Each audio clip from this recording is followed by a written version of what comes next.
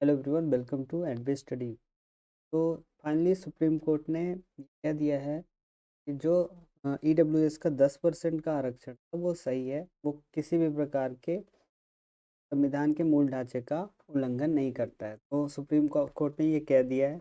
ये 3-2 से फैसला आया है। तो क्या था ये, मेनली आरक्षण है भी क्या, ये सब हम इस वीडियो में देखेंगे। तो चलिए स्टार्ट करते हैं आज का वीडियो। तो सुप्रीम कोर्ट ने 3-2 के फैसले से, 3-2 की मेजोरिटी से 103वां जो अमेंडमेंट था उसको बरकरार रखा है। 10% के आरक्षण को बरकरार रखा है। तो इन्होंने ये कहा कि जो आर्टिकल 15 और 16 है जिसमें आरक्षण की बात की गई है, ईडब्ल्यूएस को आरक्षण दिया जा रहा है, वो किसी प्रकार का उल्लंघन नहीं करता है। जबकि जो विपक्ष है उसका क्या कहना है। विपक्ष कहता है कि अगर आपको आरक्षण देना है 10% का, आप ईडब्ल्यूएस के लिए आरक्षण दे रहे हो। सबसे पहले तो पहले जो सुप्रीम कोर्ट ने कहा था, अगर 50% से ज़्यादा होता है आरक्षण पूरे देश में, ये क्या करेगा, हमारे देश की जो प्रोडक्टिविटी है और इफ़िशियंसी है उसको घटाएगा। मतलब जो सच में इतने सक्षम लोग हैं उनको आने से रोकेगा, जो सच में इस चीज़ के हकदार है, जिनका माइंड से ये तेज हैं वो सब। तो इस वजह से 50% से ज़्यादा आरक्षण नहीं होना चाहिए। 50% ठीक है, दे दो, क्योंकि जो नीचे निचले लोग हैं, जो दबे कुचले लोग हैं, उन्हें भी आने का मौका मिले। बाद में वो धीरे धीरे उनका भी माइंड डेवलप हो जाएगा। तो ठीक है। तो ये जब शुरुआत में जो संविधान बना था तो ये सिर्फ 10 साल के लिए वो बना था, लेकिन इसके बाद इसको हर 10 साल में बढ़ाया गया और अभी तक ये चलता जा रहा है। एक्चुअली में इसकी अभी भी ज़रूरत है, इसलिए ये चलता जा रहा था। तो इसमें पहले कुल मिलाकर के 49% आरक्षण हुआ करता था। आगे हम समझेंगे कैसे। अगर ये 10% और आता है तो जो आ ही चुका है, इसमें कोई शक नहीं है, तो 59% हो जाता है, जो 50% का उल्लंघन है। इस बार का जो फैसला आया है सुप्रीम कोर्ट का, जो 5 जजेस की बेंच बैठी थी, उसमें इन्होंने 3-2 से कहा कि ये वाला फैसला ठीक है।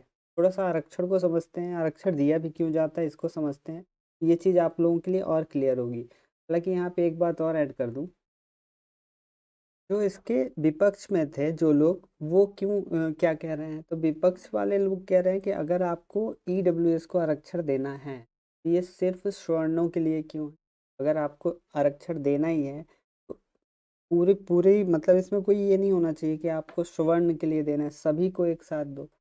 जितने लोग इकोनॉमिक वीकर सेक्शन में, उन सबको दे दो। ठीक भी है, अगर अगर एक तरह से सोचा जाए तो ये बात सही भी है, गलत नहीं है एक तरह से। लेकिन सुप्रीम कोर्ट का फैसला है, वो आ गया है। आरक्षण आखिर है भी क्या और कैसे इसकी शुरुआत हुई है, इस हिस्ट्री को भी थोड़ा समझ लेते हैं, क्योंकि इस साल के किसी भी पेपर में अभी ये और इम्पोर्टेंट हो जाएगा, क्योंकि फैसला आया है। तो स्टैटिक्स भी इम्पोर्टेंट हो जाएगा करंट के साथ साथ, क्योंकि करंट में बहुत सारी बातें हैं नहीं। ठीक है, स्टैटिक्स में ज़्यादा है, तो ये करंट प्लस स्टैटिक्स हो जाएगा। भारत में आरक्षण की शुरुआत एवं इसके विभिन्न चरण। तो अगर हम देखते हैं, भारत में सबसे पहले आरक्षण की बात कब की गई। भारत में आरक्षण की शुरुआत 1882 में हंटर आयोग के गठन के साथ हुई थी। उस समय विख्यात समाज सुधारक महात्मा ज्योतिबा फुले, ठीक है, इनका एक ये टिकट भी आता है, वो आप लोगों ने कहीं ना कहीं ज़रूर किसी खत में लगा हुआ देखा होगा। ये क्योंकि ये भारत में पहली बार ऐसे ये इंसान थे जिन्होंने आरक्षण की बात की थी। क्योंकि उस समय ब्रिटिश सरकार थी भारत में, तो ब्रिटिश इंडिया की जो सरकार थी उससे बात की थी कि ये मांग की जो समाज में दबे कुचले लोग हैं उनके लिए आरक्षण की बात इन्होंने। ज्योतिबा फुले के बाद 1891 में दूसरी बार ये चीज़ सामने आई, जब ये त्रवणकोर जो केरला में पड़ता है कि एक फ्यूडल सरकार हुआ करती थी। इन्होंने ये डिमांड की थी, जो विदेशियों को आप भर रहे हो, जबकि हमारे यहाँ अच्छे लोग हैं जो काम कर सकते हैं, उसके बाद भी विदेशियों को रखा जाता था। इसके लिए उन्होंने नौकरी में आरक्षण की बात की थी कि हमारे यहाँ के लोग भी कुछ आएँ, लोकल लोगों को रखा जाए। कर्मचारी हायर करती थी, लेकिन उसमें भी ये विदेशियों को रखा करते थे, क्योंकि इनको थोड़ा सा भारतीयों पे भरोसा नहीं होता। इसके बाद आता है पहला सरकारी आदेश। 1901 में महाराष्ट्र के सीमांतीय रियासत, मतलब वही फ्यूडल सरकार थी, कोल्हापुर के साहू महाराज द्वारा आरक्षण की शुरुआत की गई। यह अधिसूचना भारत में दलित वर्गों के कल आरक्षण उपलब्ध करा ये पहला आदेश था। पहली बार ये वाला किया गया था 1901 में।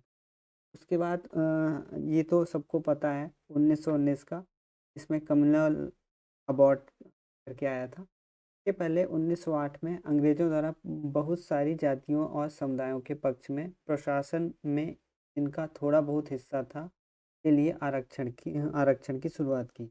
इसके बाद आता है 1909 और 1919। इस बीच तो बहुत सारी चीज़ें, बहुत सारा आरक्षण के प्रावधान किए गए। मेनली कम्युनल आरक्षण दिया गया है मुसलमानों के लिए, ईसाइयों के लिए, इस टाइप का। 1909 और 1919 में भारत सरकार अधिनियम के आरक्षण का प्रावधान मेनली करती है, तो ये भारत सरकार के अधिनियम में आ गया। 1921 में मद्रास प्रेसिडेंसी की बात की जा रही है, जातिगत सरकारी आज्ञा पत्र जारी किया, जिसमें गैर ब्राह्मणों के लिए 44%, ब्राह्मणों के लिए 16%, मुसलमानों के लिए 16%, भारतीय एंग्लो ईसाइयों के लिए 16% और अनुसूचित जन जातियों के लिए 8% के आरक्षण की व्यवस्था की।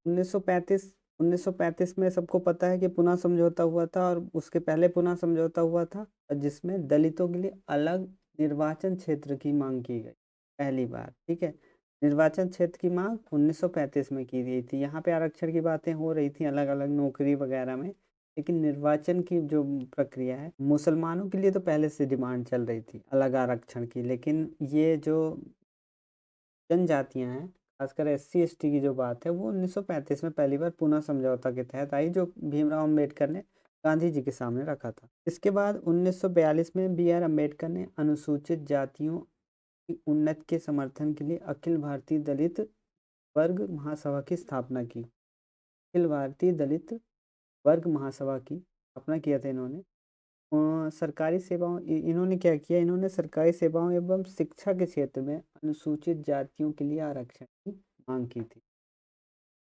इसके बाद कैबिनेट मिशन आता है, आज़ादी के जस्ट पहले कैबिनेट मिशन आता है, और इसमें सिफारिश की जाती है कि अनुपातिक प्रतिनिधित्व के हिसाब से आरक्षण होना चाहिए, जिसका जितने परसेंट लोग हैं, जैसे SC जितने परसेंट है, ST जितने परसेंट है, तो ये वाला पहली बार देखने को मिला। वो कौन कितने परसेंट है उस हिसाब से उसे आरक्षण मिलना चाहिए। ये बात कैबिनेट मिशन के जरिए की गई, आज़ादी से जस्ट 1 साल पहले की बात। तो फिर क्या होता है, 26 जनवरी 1950 को 10 साल के लिए आरक्षण दे दिया गया, जो जैसा था। OBC को छोड़ करके, OBC की बात बाद में करेंगे, बाकी SC और ST को आरक्षण 10 साल के लिए दे दिया गया। और इसे जस्टिफाई करने के लिए, इसको समझने के लिए कि कौन कितने परसेंट आरक्षण एक्चुअली में दिया जाना चाहिए, क्योंकि दे दिया गया ठीक है, बट ये सब एक दिन में नहीं होता है, धीरे धीरे होता है। तो 1953 में एक कालेलकर आयोग की स्थापना की गई, जिन्होंने SC और ST का जो आरक्षण का डिमांड था 15 और 8% का, वो तो मान लिया,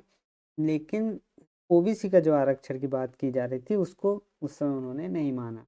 1953 की बात है ये। इसके बाद 1979 1979 में एक आयोग बना, जो सबसे फेमस है और जब सबसे इम्पोर्टेंट हो जाता है किसी भी पेपर के लिए, मंडल आयोग। मंडल आयोग ने ये देखा कि 52%, लगभग 52% से ज़्यादा, या लगभग 52% OBC आबादी भारत में है, जो पिछड़ा वर्ग है। ठीक है, इनको ज़रूरत है। तो और ये जनगणना कब की ली गई थी, जनगणना ली गई थी 1930 की जनगणना के आंकड़ों का इस्तेमाल किया था इन्होंने। तो इसमें 1257 समुदायों का वर्गीकरण किया गया था। अब OBC जो जनजाति है, 1257 समुदाय मिला करके इन्होंने बनाया था कि इतने लोग OBC में आते हैं। कई बार लोग कहते हैं कि हम इतने में आते हैं, 52% में, अकेले नहीं आते, बहुत सारी जातियाँ हैं, उनको मिला करके 52% बनता है। ठीक है, तो इस चीज़ का उन्होंने वो किया, मेंशन किया कि 52% OBC को आरक्षण आरक्षण की बात तो इन्होंने नहीं की, बट 52% OBC हैं देश में। ठीक है, 1980 में मंडल आयोग की रिपोर्ट पेश की गई, तत्कालिक कोटा में बदलाव करते हुए 22% से बढ़ाकर 49% करने की सिफारिश की। ठीक है, लेकिन 1990 में विश्वनाथ प्रताप सिंह या BP सिंह की सरकार द्वारा इसे लागू किया गया, मतलब 11 साल बाद। स्टार्ट हुआ था 1979 में, और 1980 में पेश किया गया, सिफारिश की गई कि 50% तक आरक्षण दिया जा सकता। 1990 में विश्वनाथ प्रताप सिंह सरकार द्वारा इसे लागू कराया गया। EWS के जो आरक्षण की बात की जा रही है, क्या पहली बार आई है? तो नहीं, 1991 में नरसिम्हा राव की सरकार बनी 1991 में, और इन्होंने 10% EWS आरक्षण की बात की थी। इंदिरा साहनी मामले, इंदिरा साहनी मामले बहुत फेमस। 1992 में एक कोर्ट का फैसला आया था, जिसमें ये वाला जो फैसला था 1990 में जो विश्वनाथ प्रताप सिंह ने ये आरक्षण में लागू किया था, इसको 1992 में इंदिरा साहनी केस के बाद लागू कर दिया गया। पदोन्नत में आरक्षण को छोड़, पदोन्नत में आरक्षण अभी नहीं दिया गया ओबीसी को। बाकी जो 27% के आरक्षण की मांग की गई थी मंडल आयोग द्वारा, उसे सही ठहराया गया, उसे लागू कर दिया गया। बस ये चलता आ रहा है। उसके बाद 1995 में संसद ने 77वें संविधान संशोधन द्वारा अनुसूचित जाति अनुसूचित जनजाति की तरक्की के लिए आरक्षण का समर्थन करते हुए अनुच्छेद 16(4) का गठन किया। इसके बाद आगे भी 85वें संविधान संशोधन द्वारा पदोन्नत में वरिष्ठता को भी किया गया।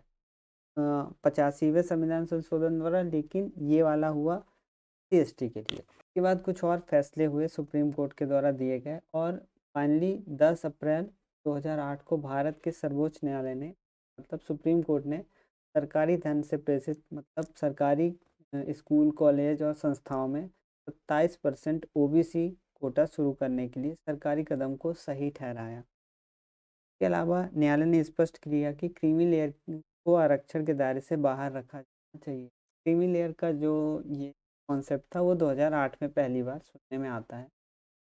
चीज़ें थोड़ी पहले से शुरू हो जाती है, लेकिन फैसले में आता है कि क्रीमी लेयर एक होना चाहिए, एक दायरा होना चाहिए कि इतने पैसे अगर व्यक्ति एक साल में कमा रहा है, जैसे अभी 8 लाख का है, 8 लाख से ज़्यादा कमाने वाला क्रीमी लेयर के अंदर आता है। ठीक है, 8 लाख से कम कमाता है तो क्रीमी लेयर से बाहर होता है, तो उसको आरक्षण दिया जाएगा। ये बात पहली बार की गई थी 10 अप्रैल 2008 के सुप्रीम कोर्ट के फैसले में। तो आज ईडब्ल्यूएस को भी 10% का आरक्षण क्लियर हो गया है कि 3-2 के फैसले से क्लियर हो गया है कि ये बना रहेगा, बरकरार रहेगा। अब आपको फैसला करना है, सही है गलत है, जो भी फैक्ट थे मैंने बता दिया। थैंक यू फॉर वॉचिंग एट वेस्ट।